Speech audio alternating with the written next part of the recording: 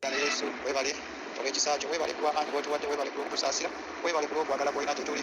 Sife naye erinnya lyo libali kulemesebwa kubanga watwagala. Webale kubanga otukuumye omusaayi gwo ogwatununula ku musaalaba e Gologoosa, ey'ensonga lwaki tuli abalamu, ne tuwandiisa ewasinga ekisa kyo. Webale kwatatuleka ne mu kaseera kano tuli maaso go okusinza n'okutendereza kubanga otukoze obulungi obuteekanika, na buli mu mbeera Mukama tusigala tukunoonya era tusigala tujja gy'oli. Ne mu kaseera kano twewaayo gy'oli, tusaba Omwoyo Omutukuvu obeere mu masekkati gaffe, tusaba Omwoyo Omutukuvu oyogereko ekigambo eri emitima gyaffe. Ebiro si birungi naye wagamba nti abali kumiikiriza mpaka ku nnaku ezisembayo be balirokolebwa. Emmeme zaffe nga zirikemebwa ebintu eby'enjawulo, twekwese musaayi gwo kubanga gwe musaayi ogutunaaza ne gutulokola. Mukama waffe otusaasirenga kubanga bye tukola oluusi batusaanira, naye otuwenga amaanyi, otuzenga bujja Mukama tusobole okuyimirira ne mu nnaku ebbi ne mu biseera ebyakaluyo ne mu biseera nga tuwulira tunakuye. Katonda waffe twekute kukwe, tulinayo gwe wekka, kabaka totuleka totusuula. Mu mbeera zonna tukwetaaga. Maamira Omwoyo Omutukuvu olunaku luno mu wiki eno mu mwezi guno ne mu mwaka guno gwonna. Taata twetowasisa obeerewo ku waffe kubanga kyawandiikibwa n'ogamba nti bwe bubeera ku luuyi lwaffe ye omulaba anaatukola ki? Gwe twesiga Mukama, labisibwa ne mu kaseera kano. Abanafu tukwetaaga, abaweddemu essuubi tukwetaaga, abatalina kyakulya tukwetaaga. Byonna nga tubiraba bigenda, tumanyi nti twatasobola kugenda. Obeera wamu naffe, bagamba ebintu byonna biriggwawo naye ekigambo kyo tekiriggwawo. Olabisibwe mu kaseera kano mu linnya lya Mukama waffe Yesu tubize nga tusaba, amiina. Yesu yeebazibwe. Mukama mulungi ekiseera kyonna, twebaza Katonda omulamu olw'ebyo byakoze mulamu bwaffe, olw'ebyo byatuwadde. Balamusiza mu linnya lya Mukama waffe Yesu Kristo. Ate nina essanyu tigenda kwongerako gy'oli eri emyoyo gyaffe n'ekigambo ne bwe kinaaba kimu oba bibiri. Sifuddeyo ku ddakiika ze ngenda kukozesa kubanga byonna tuyita mu kuwabuza. Kaseera bwe tukafunira wonna okuweereza, bwe tunagamba okulinda obudde obungi tetujja kufuna, naye kati tukozese buno obutono. Kigambo nno kyenjagala tugabaneko mu ddakiika zino ntono. Kigambo kyakutunuulira Katonda waffe nakumanya biki by'ayagala. Kigambo kino kyagambibwa abaana ba Isirayiri bwe baali bali mu lugendo lwabwe olw'obulokozi, mu lugendo lwe baalimu mu ddungu. Ebisoomooza byali bingi, ebikemo byali bingi, abamu ng'essuubi liweddeyo, abamu nga batandise n'okwefuulira Musa, abamu nga balowooza oba Musa kaali katego ayagala okubattira mu ddungu.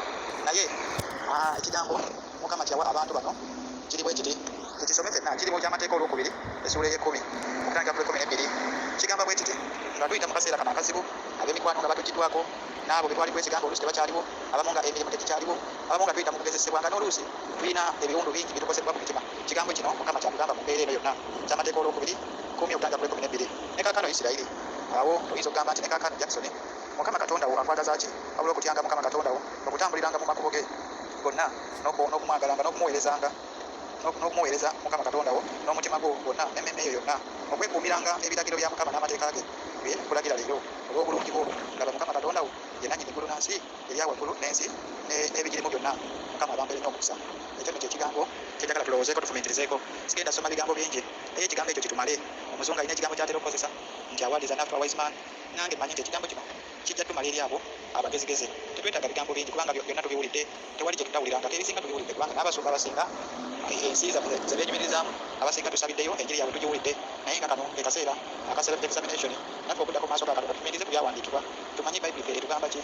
Bayibuli egambye okutyanga Mukama n'okumuweerezanga n'okutambuliranga mu mateeka ge. Bingi bye tuyitamu nga byagala okutujja ku mateeka ga Katonda, naye tuddeyo mu maaso ga Katonda twenenye ne bwe tuba nga twakola ensobi. Katonda waffe atwagala nga bwe tuli. Kyandikibwa kiri mu kyomirembe ekyokubiri 7:14 kigamba nti abantu bange abatumiddwa erinnya lyange baneetowazanga ne bakomawo gye ndi ne beenenya ne baleka amakubo gaabwe amabi, nange naawuliranga okusaba kwabwe ne mponya ettaka lyabwe era ne mbawonya. Ekyo nno Mukama kyatwagaza. Tuyita mu nsobi naye Mukama tatunulira nsobi zaffe kubanga amanyi ye mwana w'omuntu. Okuva Adamu we yayonoona, ekibi ne kiyingira oba ensigo ey'okwonoona n'eyingira mu bantu. Twetaaga kwenenya kasita omenyeko omutima gwo n'odda maaso ga Katonda n'omukaabirira gamba Mukama nyonoonye, si nga nze naye olw'ekibi ekituula mu nze, naye nsaba onsaasire nentowazizza ate ekibi n'okirekera ddala. Mukama asonyiwa. Omukwano tukirowoozeeko kubanga ennaku mbiri n'ebiro bibi, naye twetaaga okudda maaso ga Katonda kubanga kye kyokka kye twetaaga mu biro bwe biti, kye kiseera kyokka ekinaatuyamba. Omwoyo wa Mukama nsaba atuyambe ffenna kubanga nange nkiyitamu naawe okiyitamu, naye Omwoyo wa Mukama ajja tuyamba. Yagamba Mukama waffe bwe yali abuulira enjiri, yagamba abayigirizwa nti tutunuulire ye tulyoke tulokoke. Tuleme kutunuulira bizibu, tuleme kutunuulira muyaga, tuleme kutunuulira bye tuyitamu, tuleme kutunuulira ndwadde, tuleme kutunuulira nti emirimu giweddewo, tuleme kutunuulira nti abaagalwa baffe bagenze, wabula tunuulire oyo omulokozi kubanga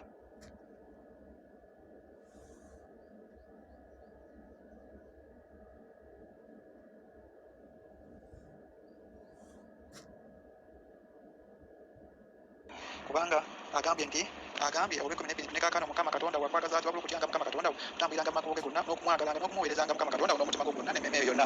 Ekyo kyokka kasita tunaakikola, ebirala byonna omubi ne bw'anaagezaako okutujja mu kubeerawo kwa Katonda, ekyo kinaatumala. mikwano ebigambo bino nsaba omwoyo mutukuvu abiteeke mu mmeeme yaffe. Leero nagambye sigenda kusharinga bingi kubanga obudde nfunye butono era kyekigambo kyempulidde kyenjagala ngabane kyenjagala tufomenterezeeko tubirowoozeeko tubeere nga tudda maaso ga Katonda tubeere nga tumwewa tubeere nga at least tunywerera mu ye. Bayibuli etugamba Matayo 5:8 to bless the pure in the heart for they shall see God. Kasobeera omutukuvu kasobeera asaanira awe bagenda okulaba Katonda kubanga ebiro bye tulimu kakati ebintu ne bitulema ebintu ne bigaana wabula tutukuze emitima gyaffe tuweereze Katonda bw'omuweereza naye akuwa. Jjukira kigambo kiri Matayo 6:3 kigamba nti ayagala nti tusooke tumunoonye. Mukama waffe yeebazibwe. Kyandikibwa kiri Matayo 6:3 ekigamba nti tusooke tunoonye obwakabaka bwa Mukama n'obutuukirivu byonna byonna biritwongezebwako. Kyonna kye tusaanidde okukola ebintu nga byonna biringa ebiweddewo beera nga eringa etabuse tudde gyali tunoonye ye. Tetulina kirala kye tuyinza kutunuulira wabula tunuulire Mukama. Byonna ajja bitujjuza byonna tuwummulire mu ye. Ne mu Matayo 10:28 agamba mujje mwenna gye ndi abakooye abazitooleddwa nange n'abawummuza kubanga ye kye kikoliko ekiteefu ekitazitowa. Buli lw'oweewa Mukama akuwummuza. Saba mikwano bingi bye tuyitamu naye Mukama anaatubeera anaatukwatiraku mu bunafu bwaffe tuleme kwekkiriranya tuleme kwemulugunya kubanga sitaani kati kyakola kwekuleetera obunafu kwekuleetera obukoowu kwekulaga nti byonna ate kisoboka kwekulaga nti embeera eringa ekalubye nga ye akulaga kimu obiveemu naye nga abaweereza ba Katonda ngaffe abaalokoka abali mu lugendo tetulina bivaamu kubanga tulaba abaana ba Isirayiri niyo embeera yemu gye baalimu. Nakugamba nti Isirayiri olugendo yalutambula mu mubiri ffe tulutambula mu mwoyo. Tolowooza nti bo babiyitamu ffe tetugenda biyitamu naffe tubiyitamu kaakati okusoomoozebwa okugaanibwa tulaba bingi abamu ebintu nga bingi ebitusoomooza nga bikusikiriza okuva mu lugendo lw'obulokozi naye olina kulemerako olina kunywerera mu kkubo olina kumanya nti Katonda gwe wakkiriza ye yekka era gwolina okutunuulira kubanga ye tebamugatta kate tebamwongerako ayagala amanyike ye Katonda asobola ate abeerawo buli mu mbeera. Mukama yeebazibwe. Haleluya. Soba mikwano olw'ebigambo ebyo ngenda ssaba tubeeko nate kye tulowooza nga tufumiitiriza ku bulungi bwa Katonda nga tufumiitiriza ku mukwano gwa Katonda kubanga Bayibuli etugambye mu kyawandiiko kye Bafilipi 3:8 everything is worthless when compared with the infinite value of knowing Christ. Tewali kye tuyinza kugeraageranya ku mukwano ogwa Kristo. Byonna bitwalibwanga ebitaliimu bwe tugeraageranya ku mukwano gwa Kristo gwe yatulaga. Kyokka olaba nti tusaanidde obutenyooma obutekkiririranya wabula okutunuuliranga obulungi bwa Mukama nga tumwebaza lwe tukyatukoledde. Mukama yeebazibwe. Haleluya. Mukama mulungi. Tulina okunywera tumanye nti owaffe w'amaanyi. Ekyandiko ekirala kiri mu Zefaniya 3:17 kigamba nti Lord your God is with you, the mighty warrior who save you will take great delight. Oyo yekka ye mighty warrior waffe ye maanyi gaffe bwe buwanguzi bwaffe bwe bulamu bwaffe. Oyo mighty warrior oyo era Bayibuli kweyogerako mu 1 Peter enjiri ya Bedi mu 1 John 4:4 nti oyo ali muffe w'amaanyi okusinga omubi ali mu nsi. Gwe tulina okukkiriza. Mukama akumpeere nnyo omukisa nga tulowooza ku bigambo bya Katonda ate nga tuwummulira mu oyo.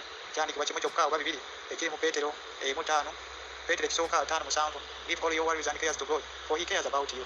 Oyo yekka yatunyweza yamanyi ebizibu byaffe yalina keya yalina byonna bye twetaaga. Keya tetugifuna eri bantu keya tetugifuna eri bano bannaffe wabula tugifuna eri Mukama tugifuna eri oyo Kristo kubanga yasooka kutwagala nga tetunnamwagala. Mukama yeebazibwe. Ate ekirungi ekinsanyusa ne mu Yeremiya 29:14 agamba for I know the plan I have for you declares the Lord, plan to prosper you and not to harm you, plan to give you hope and a future. Ye yekka alina future yaffe ye yekka alina hope eriffe ye yekka alina obuwanguzi bwaffe ng'abaana b'abantu. Mukama yeebazibwe. Mukama mulungi. Weebale Yesu weebale Mukama weebale kulw'ekigambo ekyo ky'otuwadde weebale Yesu. Katonda waffe tukwebaza tukuwa ekitiibwa tukugulumiza kubanga omusaayi gumala ebigambo ebyo tubisiringa wansi w'omusaayi gwo Mukama kubanga oyogeddeko eri emitima gyaffe wadde nga tuyita mu buwonvu nga tuyita mu migga. Bayibuli egamba mu Zaburi 23 Dawudi yasaba n'agamba newankubadde mpita mu kironda ekyokufa Mukama ye musumba wange. Gwe musumba waffe Mukama gwe maanyi gaffe Mukama gwe ssuubi lyaffe Mukama gwe lwazi lwaffe Mukama gwe kiddukiro kyaffe Mukama gwe ekyakuddamu gye tuli. Katonda waffe totuleka ne mu kaseera kano tuze gy'oli otutikula emigugu omuze emitima gyaffe otuwa amaanyi Mukama tusobole okuwangula tusobole okuyitawo tusobole okuddamu amaanyi tutaase mu mbeera zonna tuwa amaanyi Mukama tusobole okubeerwa ennaku zonna tubeere nga tuli bawanguzi. Katonda oyo nga bw'oli omulamu Katonda nga bw'oli ow'amaanyi Katonda gwajjuza eggulu n'ensi tuyambe Mukama. Ennaku mbi ebiro n'ebiseera Mukama tetubitegeera naye gwe wekka Mukama anaatuyamba gwe wekka Mukama anaatuwummuza kabaka wakati mu kutya okungi wakati mu ndwadde nnyingi wakati mu bunafu tutunuulire gwe kandi abamu tetutasobola kusaba twewunzika musaayi gwo tuwummulira musaayi gwo Mukama kubanga gumala okutunaza gumala okutukomyawo wonya endwadde ezo ez'amaanyi wonya Mukama mu bunafu bwaffe wonya wakati mu kutya okungi wonya wakati mu kweraliikirira okungi wonya wakati mu kubeera nga tetulinayamba wonya wakati mu ntalo ennyingi abazadde era emikwano nga gigenze ogamba gwe tolituleka olibeera wamu naffe Mukama era ne mu kaseera kano otubeererewo ddala otukwate ku mukono tusobole okuddamu tuyimirire. Bagamba waliwo essuubi omuti okubanga nate gutemeddwa okuddamu okuloka nate bw'atyo bw'atugamba mu Yobu 10:7 Mukama gwe essuubi lyaffe Mukama gwe maanyi gaffe Mukama gwe gwe kyakuddamu gwe luyimba lwaffe Mukama tetulina mulala olw'okutunuulira gwe tetulina walala we tuyinza kuddukira gwalina pulaani zaffe ennungi gwalina Mukama bye twetaaga oyogera mu ngero 17:8 nti oyogera mu ngero 8:17 nti ddala oyagala abakwagala n'abanyikira okunoonya bakulaba Mukama totuleka kubanga ffe tuli baana abaana tuba twetaaga bataata okutuwambaatira n'okutulaga ekkubo we tunaayitira n'okutubikkako ng'abaana kubanga tutuuka ekiseera ne tunafuwa tutuuka ekiseera ne tukemebwa emibiri oluusi gitusinga amaanyi naye totusuula naye totuleka totugyako mukono gwo taata tuwambaatire taata tuwe ekisa kyo omwoyo mutukuvu oyongere okutujjuza amaanyi oyongere okutubikkako emirembe gyonna ebiro byonna Mukama tuwummulire wakati mu kubeerawo kwo tuwummulire wakati mu kwagala kwo erinnya lyo Mukama lyogerebwe bw'ekitiibwa ogulumizibwenga ennaku zonna otenderezebwenga ebiro byonna weebale Mukama kubanga otulaze ekisa weebale Mukama kubanga otubiseeko weebale kabaka weebale oyo nannyini kusaasira weebale oyo nannyini luyimba weebale Katonda wange tuwaayo baganda baffe twewaayo naffe mu kubeerawo kwo tuwaayo abalwadde tuwaayo abalumu emitima tuwaayo abatalina bugabirizi tuwaayo buli sekinomu yenna akwetaaga taata omugabirire nga bw'oliisa ebinyonyi n'ebisolo by'okuttale Mukama naffe otuliise naffe otuwambaatire naffe otunywese mitima gyaffe giddemu bujja tuddemu Mukama tuyimirire mu kuwagala kuli okwasooka tuleme kunafuwa wabula tubeere ab'amaanyi mu linnya lya Mukama waffe Yesu Kristo mwe tusenga tusaba amiina kisa kya Mukama waffe Yesu Kristo n'okwagala kwa Katonda n'okuseka omukomo omutukuvu beere naffe nanira Buganda bonna emirembe gitagwawo amiina Mukama yeebazibwe abampeere nnyo omukisa Mukama mulungi I wish you a blessed day in Jesus name hallelujah hallelujah amen thank you Jesus amiina amiina blessed be the name of the Lord amen